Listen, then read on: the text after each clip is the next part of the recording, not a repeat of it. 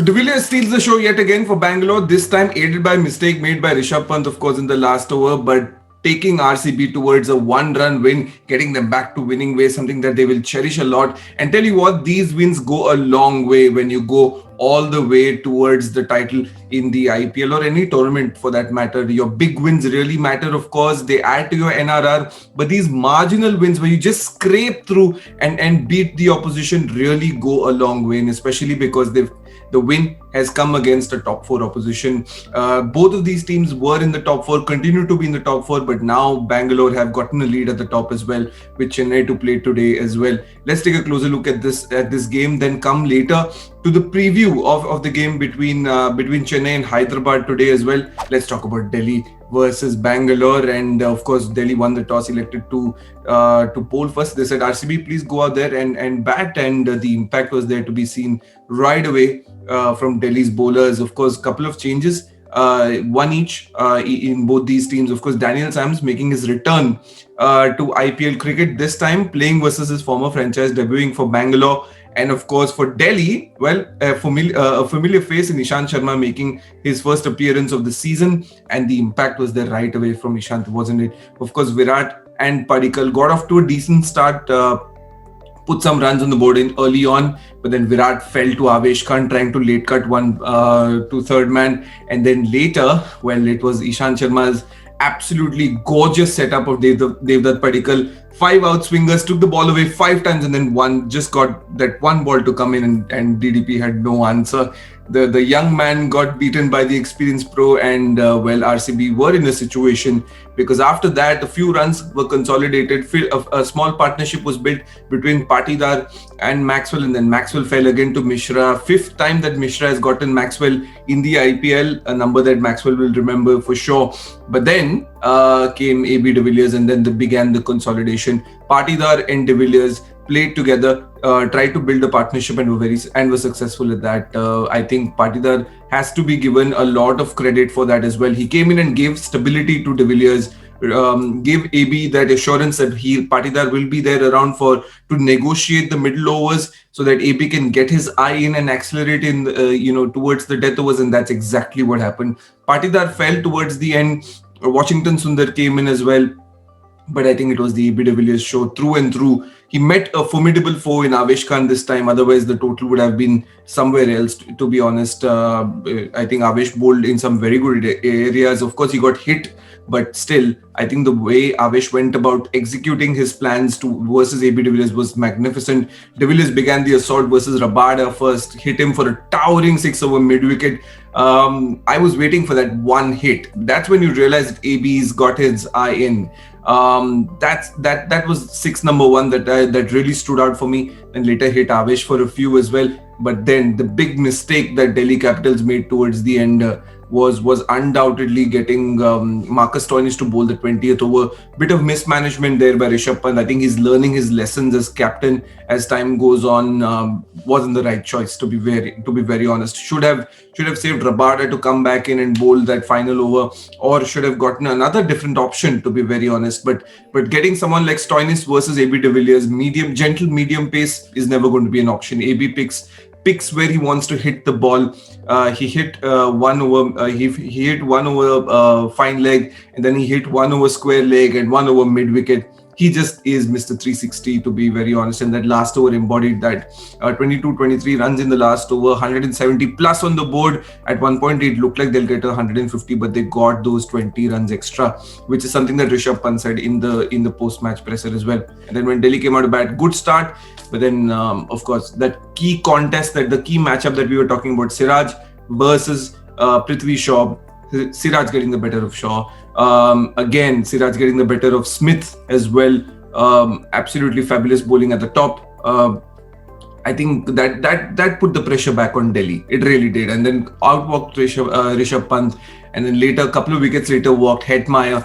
Then began the assault. I think Shimron Hetmeyer was very, very good. At one point, from 14 balls, he was batting around 39, 40 runs odd on the board for him individually. He was going at a strike rate of above 200. Some big sixes over mid-wicket. I love how Shimron Hetmeyer uses the crease sometimes walks down, sometimes makes some room and smashes it over cover and point, sometimes walks across and hits it over mid wicket. He's someone who's got tremendous talent. He really does have insane amount of talent as Shimron Hetmaya. And then of course it all boiled down to the last over.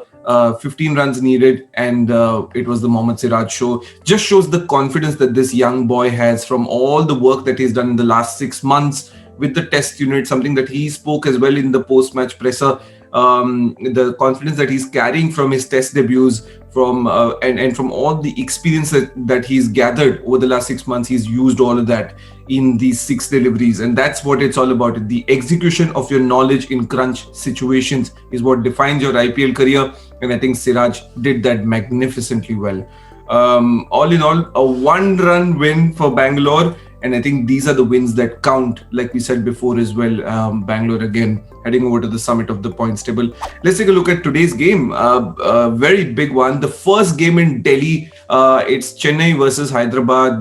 Two teams that will like the surface, and they like the surface because they are teams that have set their squad in accordance to their home conditions in Chennai and Hyderabad, and both these surfaces offer a lot for the spinners, and Delhi is no different. Both these teams are going to head into this contest with, I think, the trio of spinners that they have. For Chennai, it'll be Jadeja. Tahir might play Moeen Ali, and there'll be another option there certainly. And I think with Hyderabad, they're going with Suchit, Rashid and Abhishek Sharma. I don't see them changing that, to be very honest. I don't see them changing that. In Delhi, you get a little bit of get a bit of purchase for your spinners in the mid overs. We've seen Delhi bringing on their spinners early on as well in the power play, so that could be an option as well that both these teams could use in the game to come. But all in all, I think it's going to be a surface which will be challenging for batters, and conditions like this are where batters like Faf du Plessis and Kane Williamson thrive. So watch out for these guys. I think their performances will define their team's performances. I don't see a lot of changes for Chennai. With regards to Hyderabad, I think Manish Pandey could make a return.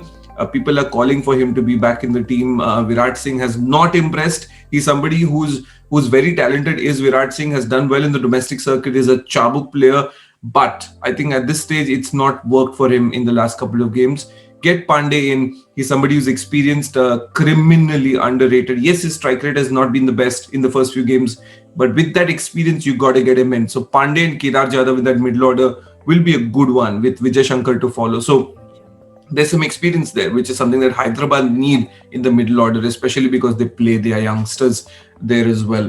I think if you look at the contest, for me, the big matchup is going to be Warner versus Chahar at the top. The way these two set the tone at the top for their respective franchises is everything for them. Warner has not gotten going as much as he would have wanted to in the IPL so far, but on the other hand, Chahar has his tail up. He's been amazing. We spoke about this in the Chennai video as well. 13 out of 13 power play wickets, Chahar has picked up 7, and he's been instrumental in setting the tone at the top as well. So I think watch out for Chahar versus Warner. Jadeja versus Khalil, because obviously Jadeja will be there around when he's come to bat in and around the death overs, and Khalil will be bowling at that time. That will be a contest. Khalil could go for runs, or Jadeja could be outdone by Khalil in this one. You never know. I think the former. And Williamson versus Tahir or Moeen Ali. Williamson is somebody who will be entrusted with the role of batting and finishing the games, and these spinners will be bowling in those middle overs. If not both of them, one of them will be playing for sure, and that contest will be an interesting one. So these are my 3 matchups for Chennai versus Hyderabad. All in all, I feel Chennai certainly the favourites heading into this one. Hyderabad languishing at the bottom of the table, things not moving well for them. They're still trying to figure their middle order. Chennai on the other end, a settled unit. They know what they need to do. They know how to go about their plans, and I think they will feel confident heading into conditions that will suit their bowling, that will suit the way their batters go about the business as well. Expect Suresh Raina at 3, no longer Moeen Ali, to be very honest. And it's going to be a cracker, to be very, very honest. I think good game, certainly great prospect on a Wednesday. Will be fun. Will be a whole lot of fun.